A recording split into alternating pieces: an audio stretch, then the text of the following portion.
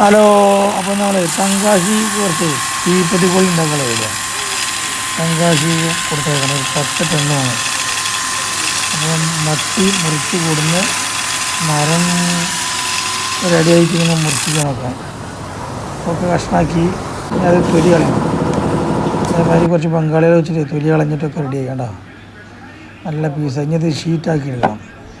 ഷീറ്റാക്കി മുറിക്കണമെങ്കിൽ മെഷീനിലിട്ടിട്ട് ചീന്തി എടുക്കും. അതേമാതിരി ചീന്തി പീസാക്കിയിട്ട് ഞാൻ അടുത്തത് നമുക്ക് കൊള്ളിയാക്കാനുള്ള മെഷീനുണ്ട്.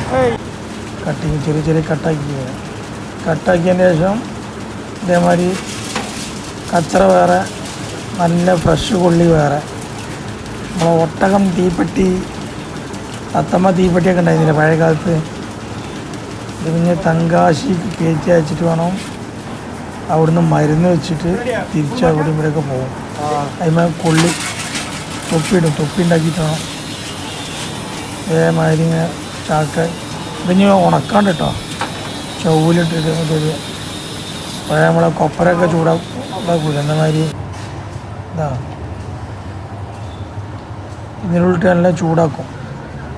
ഇതിൻ്റെ പഴയ വിറക് ചിരട്ടയൊക്കെ വെച്ച് കത്തിച്ചിട്ട് നല്ല ഉഷാറാക്കി എടുക്കും.